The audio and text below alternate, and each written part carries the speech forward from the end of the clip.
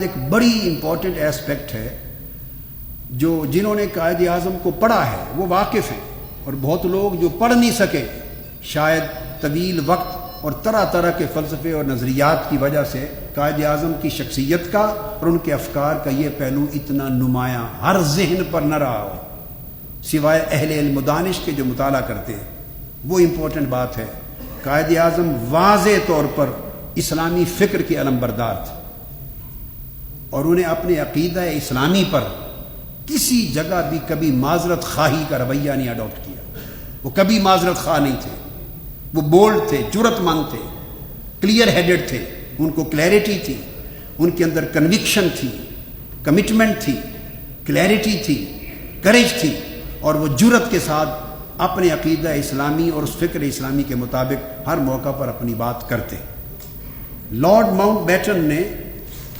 ایک سپیچ میں قائد اعظم کو اور امت پاکستانی مسلمانوں کو شہنشاہ اعظم اکبر اعظم کی مثال دے کے کہا کہ غیر مسلموں کے ساتھ رواداری کے لیے آپ اکبر اعظم کے نمونے کی پیروی کریں، جس طرح انہوں نے آزادی اور رواداری کا نمونہ پیش کیا۔ دیر اینڈ دین جب قائد اعظم اس تقریر کے جواب میں اپنی تقریر کے لیے کھڑے ہوئے تو قائد اعظم کبھی معذرت خواہ نہیں تھے۔ انہیں اپنے عقیدے کے عقیدہ اسلامی ہونے پر نہ کبھی شرم تھا، نہ کبھی کوئی افسوس تھا، نہ کسی قسم کا کوئی کمپلیکس تھا۔ کھڑے ہو کے انہوں نے جواب دیا لارڈ ماؤنٹ بیٹن کو کہ خیر سگالی اور رواداری جس کا اظہار اکبر اعظم نے غیر مسلموں کے لیے کیا وہ آج کی تاریخ نہیں ہے۔ قائد اعظم نے کہا اس کی ابتدا 15 صدیاں قبل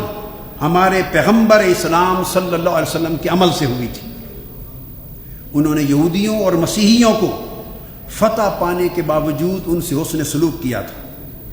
اور آپ نے ان کے دین اور ان کے عقائد کے بارے میں انتہائی رواداری، لحاظ اور احترام کا اظہار کیا تھا۔ اور پھر قائد اعظم نے کہا کہ مسلمانوں کی پوری تاریخ اسلام جہاں بھی انہوں نے حکومت قائم کی شرافت اور انسان دوستی کے انہی اصولوں سے بھری پڑی ہے، اور ہم اسلام کے انہی زرعی اصولوں پر عمل پیرا ہوں گے۔ یہ لارڈ ماؤنٹ بیٹن کی سپیچ کا جواب دیا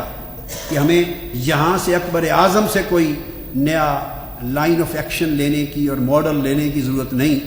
وہیں انہوں نے تاجدار کائنات کے رتبہ کو سامنے رکھا، اور میں نے عرض کیا کہ قائد اعظم کے فکر میں اپنے عقیدہ اسلامی پر جو کمٹمنٹ تھی اس میں کوئی معذرت خواہی نہیں تھی۔ اس میں ایک بڑی امپورٹنٹ چیز جو میں یہاں کوٹ کروں وہ یہ کہ قائد اعظم نے سپیچ کی 18 اگست 1947 کو، اور اس کے بعد 24 اکتوبر 1947، 23 جنوری 1948، یہ 3-4 مواقع پر سپیچ کی۔ اس میں قائد اعظم نے ایک بات کہی ہے، اس آخری سپیچ میں بینکنگ کے افتتاح کا جو ہمارا تھا اسٹیٹ بینک، افتتاح کے موقع پر تقریر کی، اور قائد اعظم نے فرمایا لہٰذا ہمارے لیے عوام کو خوشحال اور فارغ البال بنانے کے لیے قطعاً مغرب کے اقتصادی نظام کے نظری اور عملی طریقے کی پیروی کرنا ہمارے لیے بے سود اور بیکار ہوگا۔ اور وہ کہتے ہیں ہمیں چاہیے کہ ہم ایک نئی راہ عمل اختیار کریں اور دنیا کے سامنے ایک ایسا اقتصادی نظام پیش کریں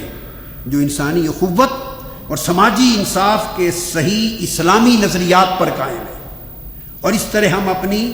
وہ ذمہ داری ادا کر دیں جو مسلمان ہونے کی حیثیت سے ہمارے اوپر عائد ہوتی ہے، اور عالم انسانی کو امن کا وہ تنہا پیغام جو اسلام نے دیا ہے وہ دیں، اور یہ واضح کر دیں کہ انسانیت کو تباہی سے صرف اسلام کا پیغام امن بچا سکتا ہے۔ یہ عقیدہ اسلام پر ان کمپرومائزنگ ان کی کمٹمنٹ اور ان کی کنوکشن اور ان کا یہ